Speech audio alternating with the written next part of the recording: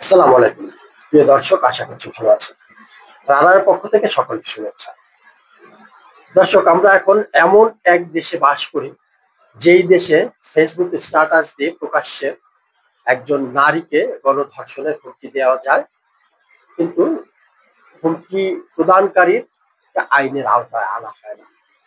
তিনি আবার ফেসবুক লাইভে এসে প্রকাশ্যে ক্ষমা প্রার্থনা করেন, বলেন আমার ভুল হয়েছে, আমি কোনো রাজনৈতিক দলের সাথে যুক্ত নই, আমি ক্ষোভের বশে এটি করে ফেলেছি, আমি ক্ষমা প্রার্থী। দর্শক, আপনারা কি মনে করেন সবকিছুই আর এত সহজ? এমনটি হওয়া বাঞ্ছনীয়? আসুন আমরা একটু বিশ্লেষণ করে দেখি। আপনারা হয়তো অনেকেই জানেন, ডাকসু নির্বাচনকে কেন্দ্র করে হাইকোর্টে একটি রিট পিটিশন দায়ের করেন একজন বামপন্থী নেত্রী, যেই কারণে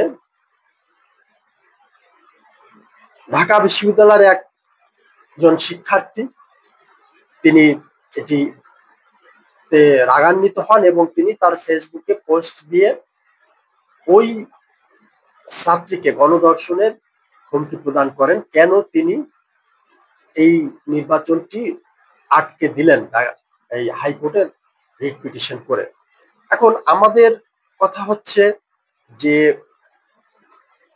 যে কারো মত প্রকাশের অধিকার রয়েছে বা যে কোনো বিষয়ে আইনি সহায়তা পাওয়ার অধিকার রয়েছে। উনি যদি মনে করেন এই নির্বাচনের উনি বিপক্ষে, উনি রিট করেছেন, করতেই পারেন। আদালত যদি মনে করে যে না উনি ভুল করেছেন, আদালত এটিকে খারিজ করে দিবে, নির্বাচন হবে। কিন্তু কোন সভ্য স্বাধীন দেশে প্রকাশ্যে এইভাবে একজন নারীকে কেউ ধর্ষণ, তাও আবার সংঘবদ্ধ ধর্ষণ, উনি যদিও গণধর্ষণ শব্দটি ব্যবহার করেছে, ধর্ষণ কখনো গণ হতে পারে না, এটি দলবদ্ধ হতে পারে, সংঘবদ্ধ হতে পারে। এটি কি উনি এই দাবি করতে পারেন? আবার অনেকেই দাবি করছেন এই ব্যক্তি ছাত্র শিবিরের সাথে জড়িত, যদিও উনি এসে প্রকাশ্যে বলেছেন আমার কোনো রাজনৈতিক পরিচয় নেই। এদিকে সাবেক সমন্বয়ক উমামা ফাতেমা বলেছেন যে গুপ্ত শিবিররা যে কেমন হয় তা আমরা সকলেই জানি।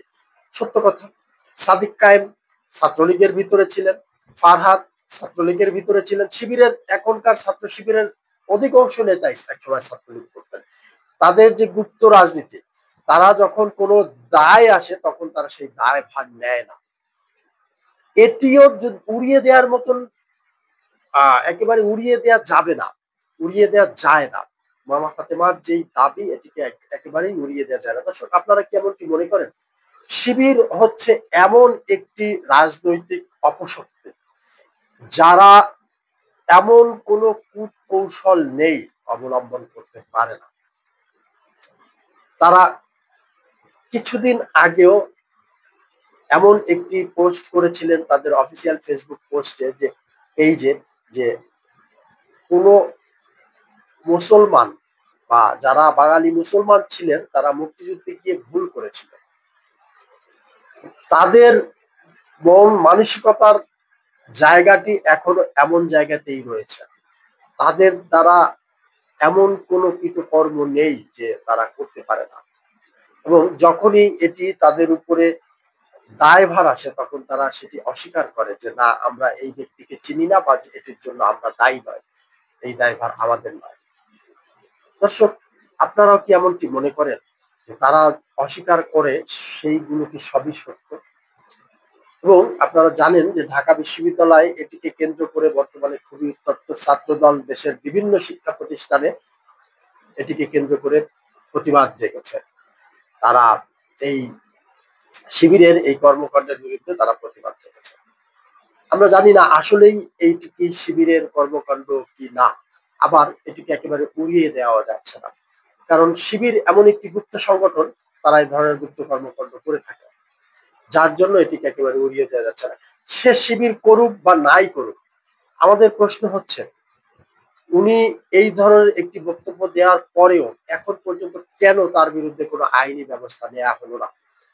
দর্শক, আপনারা কি মনে করেন কোন সাধারণ স্টুডেন্ট বা কোন সাধারণ শিক্ষার্থী এই ধরনের ধৃষ্টতাপূর্ণ বক্তব্য দেওয়ার পরেও এখন পর্যন্ত তাকে আইনের আওতায় না নিয়ে আসা সম্ভব বা তাকে আইনের আওতায় আনা হবে না, এটি মেনে নেওয়া যায়।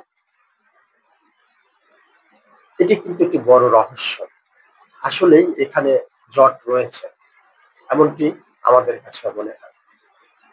আপনারাও দর্শক ভেবে দেখবেন আসলেই তাকে বিচারের আওতায় আনা উচিত, নাকি ৭১ মঞ্চে যারা বক্তব্য দিতে গিয়েছিলেন তাদেরকে অ্যারেস্ট করে আইনের আওতায় আনা উচিত। ভালো থাকবেন, সুস্থ থাকবেন।